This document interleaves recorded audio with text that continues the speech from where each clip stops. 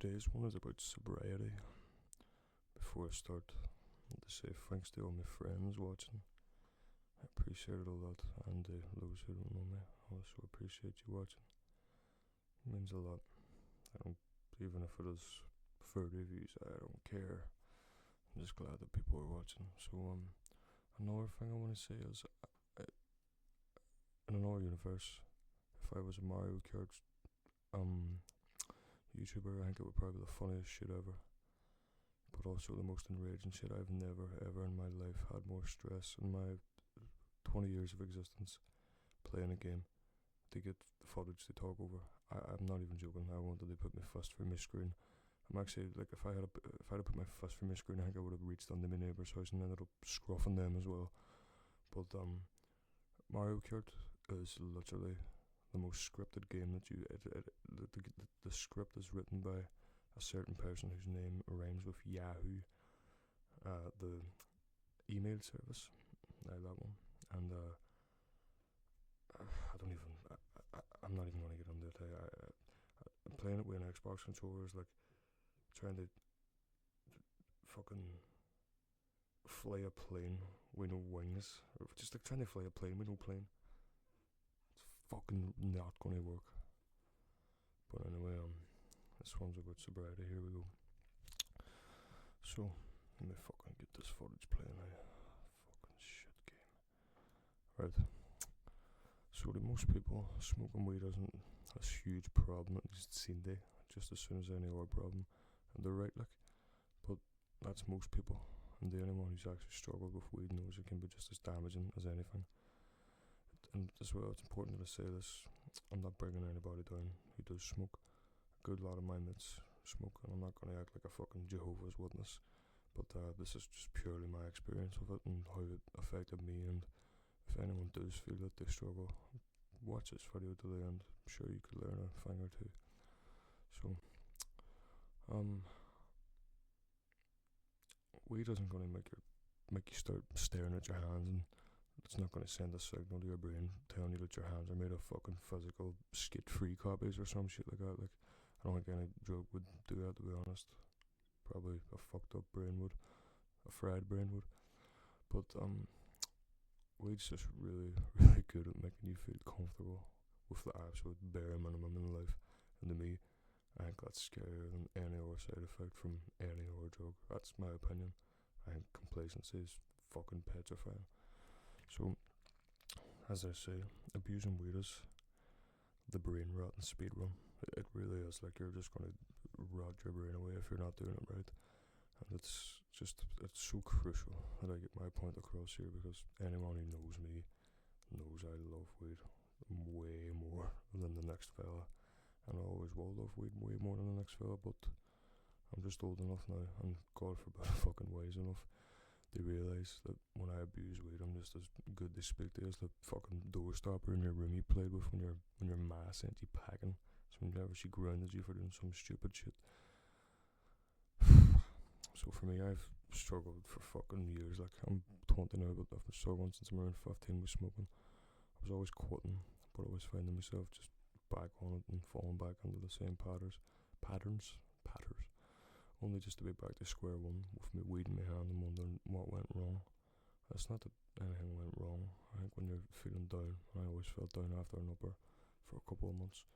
But anyway, your brain subconsciously reminds you that you've always got a safety blanket in the form of sitting down with some of that good old Timbuktu, some of the Buddha, and also your headphones. It's just a big safety blanket. So I think this is where the complacency creeps in initially, and it's just right at the start, right off the bat. The complacency is first present when you say, right, I'll stop after this first bag. 900,000 million bags later, you're still saying the same thing. But I suppose that's just addiction. But if that's the case, then isn't addiction just complacency? Like, it's more complicated than that, obviously. But sit way out one there, boy.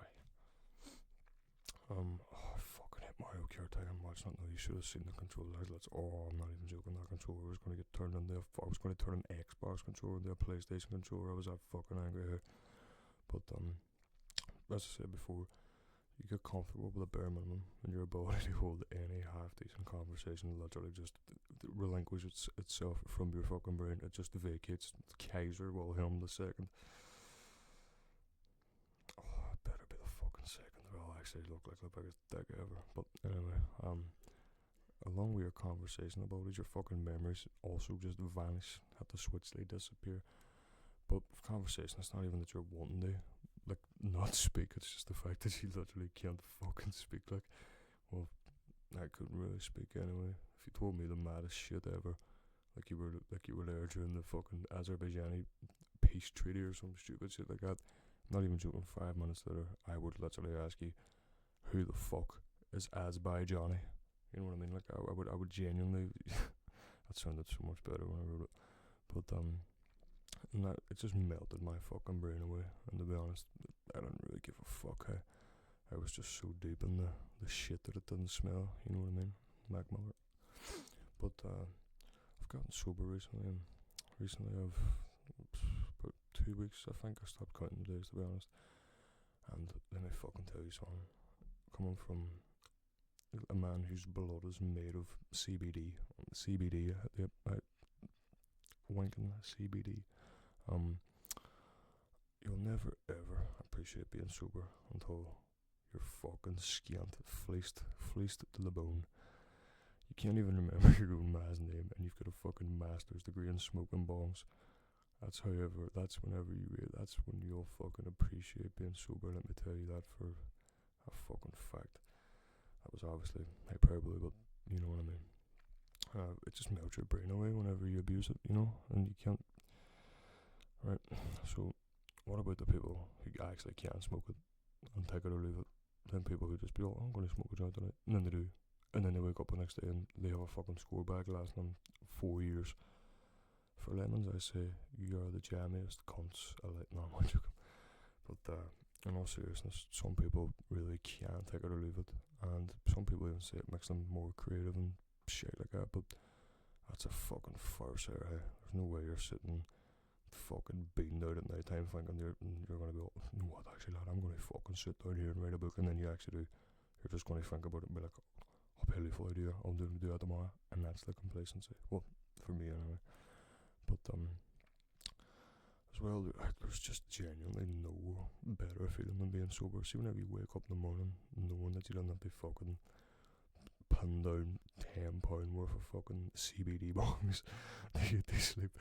You know what I mean? Like and then you can wake up after a while then and you start getting your fucking dreams back. They do feel really real, but whenever you're having them, so that's kind of scary. But at least you're actually dreaming. Actually, I don't think I've had a dream for the last 5. Well, I have, like, but the dreams just consisted of. I can't even make a joke about it. They literally weren't really like. But there's no better feeling than breathing on that sober air. Even the food tastes better. The water tastes better. It literally gives water a new taste. Being sober makes water taste like fucking the crispest pint after not drinking for 8 years. But I don't even like pints. That is just purely relate to me. I like pints, like, but they fucking taste like shit. So obviously, like, but anyway. Even your music has a new sound. I'm not even joking. I see whenever I'm sober and like that Nostradamus comes on, oh my god, it actually makes me feel groovy and funky, some would say. But see, to me, music sounds fucking a million times better when I'm sober. I always tell myself whenever I was stoned, get stoned, lad, and listen to that, it'll be far better. And then you get stoned and then you don't even end up listening to it. You end up just fucking listening to the same songs you always listen to, and just don't even get me started. But so do you know why it all does just feel better anyway in general? It's because it's your brain giving you that achievement that you were craving when you were afro deep in the dog shit, too scared to actually go out and try to get, you know what I mean? Like, you're not gonna get that achievement whenever you're just sitting fucking stoned all day like me. Like, you're gonna think about it, like, but you're not actually gonna get it. But being sober actually gives you that, like, maybe I actually can do this. So anyway, sobriety is a fucking monumental achievement for those who struggle. Wario was gold, mate. I'm fucking ready to eat this microphone. Anyways, sobriety is a monumental achievement for those who struggle, and those who do struggle. Trust me, it genuinely will all be fine. Take it from me. I've literally had anxiety and all that shit literally nailing me down to the floor and throwing bags of peas at me and sitting like frozen peas and like flipping me over and making me lay on a bed of frozen peas. That's how bad my anxiety was. But it really, really will all be fine in the end. I think the thing with actually taking the first step is the fact that you're scared of what you don't know. And this is a god honest truth. Because whenever you were a wee, whenever you were a wee baby, you're just sitting there with your tongue out being a wee twat, all stupid like a baby. You were petrified of the dark. Your man leaves you in the dark, Bobby, oh fuck, I threw the light on. But so you're afraid of the dark, you know why? Because you don't know what it was. You don't know what was in the dark. You thought there was monsters in there, but there was no monsters. You were just fucking shitting yourself. It's like that. It's just an inherent human fucking flaw to be afraid of what you don't know. So humanity in its entirety is afraid of what it doesn't know. And in relation to weed, getting sober for the first ever time after chronically abusing it heavily is literally the most scariest, horrifying thing that you could even fucking imagine and fathom. But it's petrifying. Living life without the herb does not seem plausible whenever you're so far into the herb. But that's because it's just ingrained itself. It's just stuck its roots in your brain, and it just starts sapping out your. If anyone's seen that, watching that Mario Kart clip, that was some serious knowledge there. Look at that for a fucking. I need to stop. But it just takes out your drive and your will to do anything. So, and then we get to the withdrawal side of things. So, I swear to God. Well, I know. It's not bad. It's really not as bad as you think. It's really fucking not. I mean, that's easy for me to say, like, considering I'm off and on it like a fucking, like a mag in an Israeli's gun, if you know what I'm talking about. So, I've built a mental tolerance to the mental withdrawal side of it. But one thing to remember, you won't escape the physical ones. That is a fucking fact. You will be sweating buckets. You will be. I can't even watch that. You will be sweating like a motherfucker. And let me tell you something. You're not going to sleep. You're going to be up at night scratching your eyeballs off.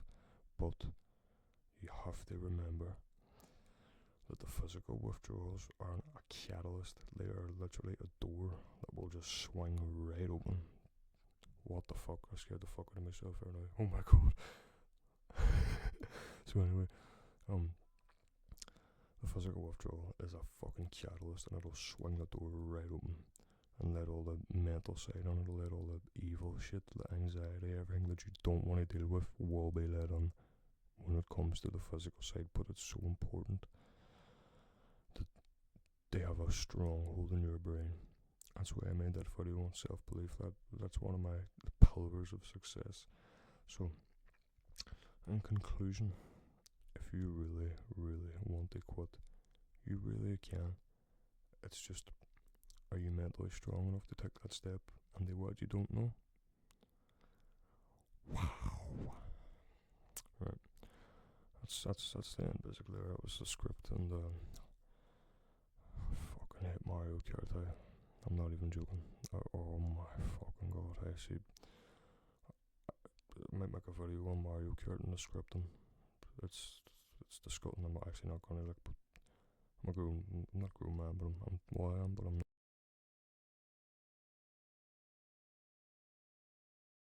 not. I'm fuck up. Yeah! God, I said my name.